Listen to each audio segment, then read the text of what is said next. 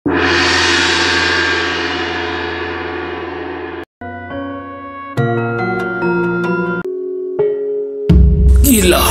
apakah mereka dapat terbang secepat itu sudah ada di hadapan kita? Berkata Pangeran Drawidu, seperti tidak percaya dengan apa yang baru saja didengarnya.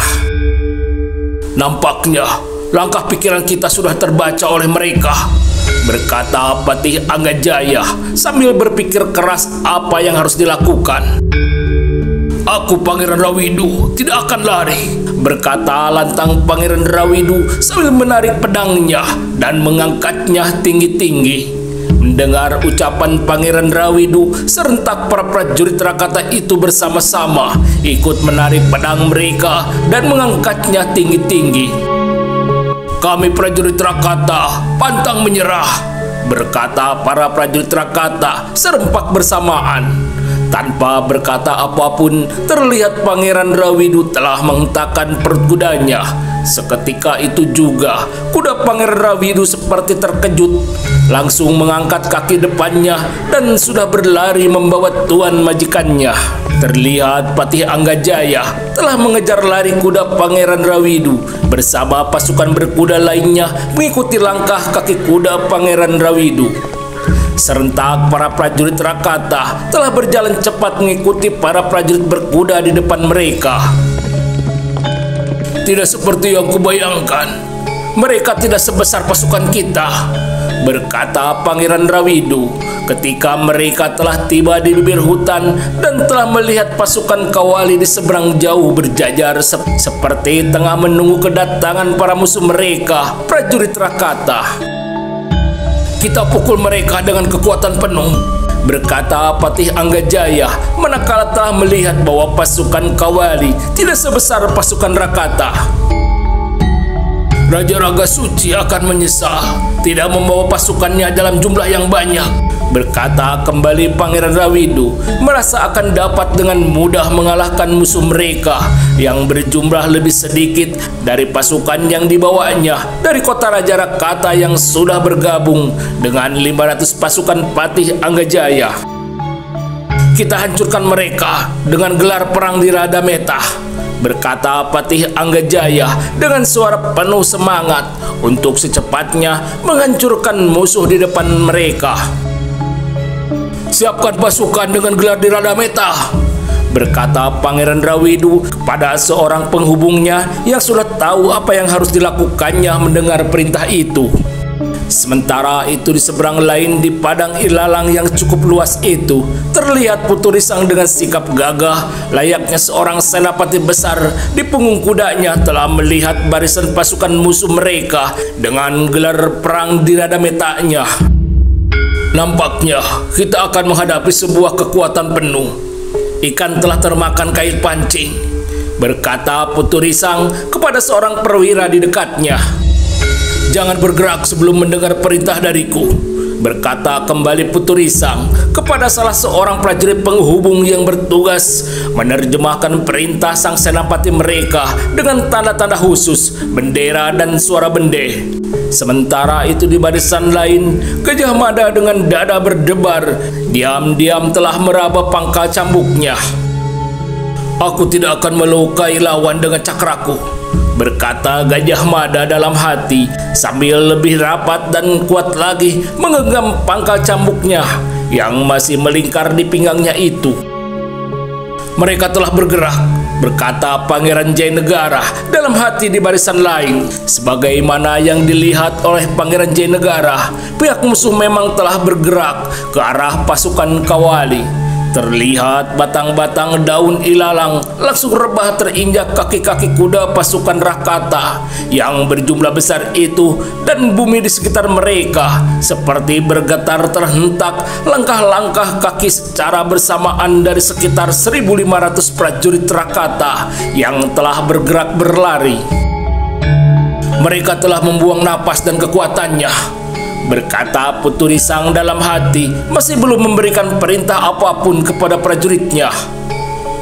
Akhirnya, manakala jarak di antara mereka hanya tersisa sekitar 20 langkah lagi, barulah Putu Risang telah memberikan perintahnya untuk menghadang pasukan Rakata itu. Bukan main terkejutnya pasukan berkuda Rakata di barisan terdepan. Itulah pukulan pertama dari pasukan Kawali. Ternyata Putu Risang telah menghalangi pandangan mata pasukan musuh dengan menempatkan sebaris pasukan bertombak di belakang mereka. Maka ketika barisan terdepan menyibak, tombak-tombak kayu panjang seperti ranjau hidup langsung menembus dada kuda prajurit Rakata yang mati langkah, tidak mampu menghindar sama sekali. 10-5 orang prajurit Rakata terlempar dari kuda mereka. Terdengar suara petir membelah langit di siang itu. Itulah suara cambuk Putu Risang yang dihentakkan meski dengan kekuatan sepertiganya telah mampu membuat suara yang begitu memekakan telinga, menggetarkan hati para musuh. Barisan pasukan musuh yang terkoyak itu telah terkejut manakala cambuk Putu Risang telah berputar begitu cepatnya dan berubah seketika melesat lurus seperti kepala ular bermata, telah mematuk siapapun yang berada di dekatnya. Sepak terjang Putu Risang di barisan tengah dalam gelar perang Garudang Layang itu telah membuat api semangat para prajurit Kawali seperti terbakar dalam gelora semangat tempur yang membara.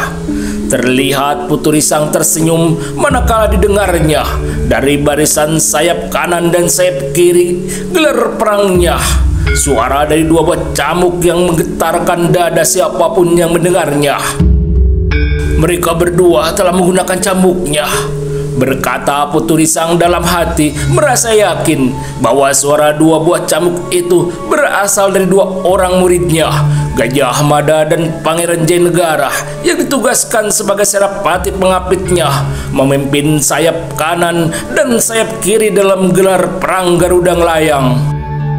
Sebagaimana barisan tengah pasukan Kawali yang berada dalam pimpinan Putu Risang telah dapat mengoyak pertahanan lawan, di barisan sayap kanan dan sayap kiri di bawah pimpinan Gajah Mada dan Pangeran Jayanegara juga telah berhasil menggempur lambung pertahanan musuh.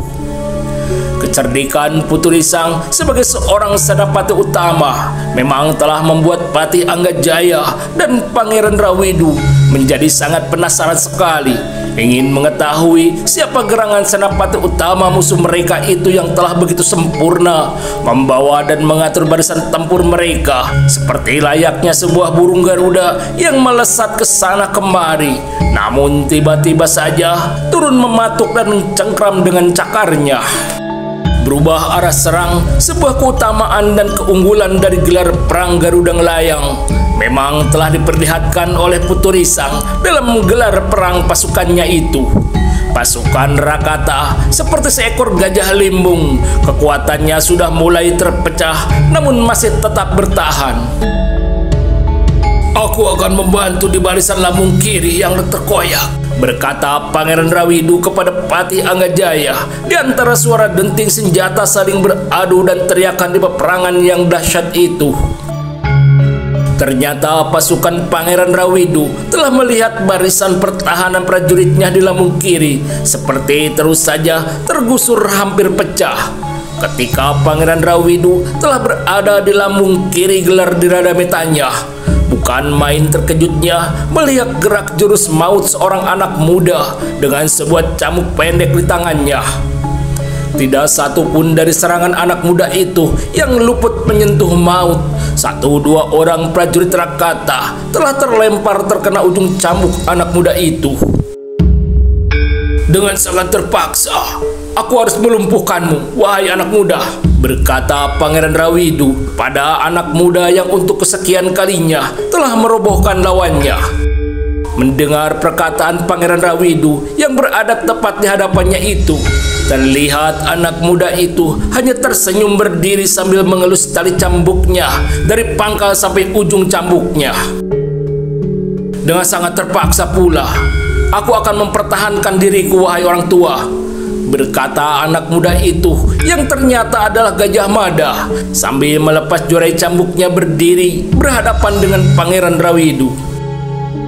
Seandainya kamu telah mengenalku, pasti kamu akan lari mencari lawan lain, berkata Pangeran Rawidu sambil diam-diam memuji sikap keberanian anak muda depannya itu.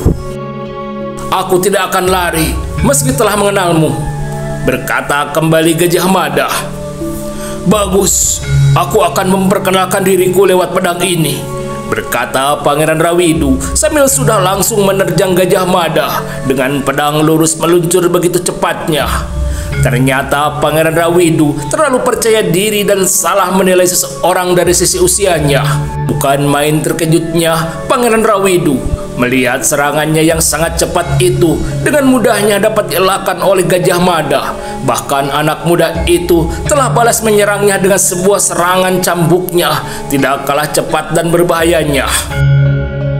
"Ternyata kamu memang punya taring," berkata Pangeran Rawidu sambil mengelak menghindari ujung cambuk Gajah Mada yang lurus mengancam samping kanan bahunya. "Aku tidak punya taring, hanya sebuah cambuk pendek," berkata Gajah Mada sambil melompat terbang menghindari sabetan pedang Pangeran Rawidu ke arah kakinya.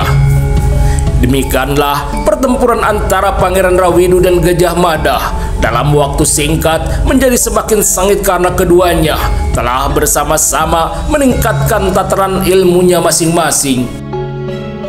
Untungnya seorang prajurit perwira yang sama-sama bertugas di sayap kiri telah memaklumi bahwa Gajah Mada telah mendapatkan lawan yang setara. Maka tanpa ragu lagi telah mewakili Gajah Mada mengatur gerak prajurit di sayap kiri sesuai ke arah dan irama gelar perang Garuda Layang yang diatur oleh senapati utama mereka yang sekaligus memimpin di barisan tengah. "Nampaknya Gajah Mada telah menemukan lawan tanding yang tangguh," berkata Putri Sang dalam hati sambil terus memimpin jalannya pertempuran. Ternyata kekuatan daya gempur pasukan Kawali di sayap kiri itu bukan hanya pada diri Gajah Mada seorang. Meskipun saat itu Gajah Mada telah tertahan oleh seorang lawan yang cukup tangguh, yaitu Pangeran Rawidu, tetap saja kekuatan pasukan Kawali di sayap kiri masih saja terus merangsek maju menggempur pertahanan lambung pasukan lawan dalam gelar perang di Radametanya. Rupanya kehadiran ke-10 orang biksu terbaik yang ikut memperkuat barisan di sayap kiri itu ikut mengambil peran menjadikan barisan di sayap kiri itu begitu kokoh tidak dapat dibendung gempurannya. Terlihat ke-10 orang biksu itu dengan begitu tangguh menyebar dan meruntuhkan musuh yang mencoba mendekati mereka. Tongkat kayu di tangan mereka seperti sebuah senjata yang sangat berbahaya. Sementara itu matahari di atas padang ilalang tempat pertempuran dua anak manusia itu telah bergeser turun jauh ke barat. Suara gemerincing senjata beradu dan suara teriakan amarah bercampur baur dengan bau amis darah tercecer membasahi tanah merah dan korban dua kubu yang berseberangan itu. Dan peperangan masih belum ada tanda-tanda kesudahannya. "Anak muda ini begitu tangguh," berkata Pangeran Rawidu dalam hati, merasa penasaran belum juga dapat menundukkan Gajah Mada.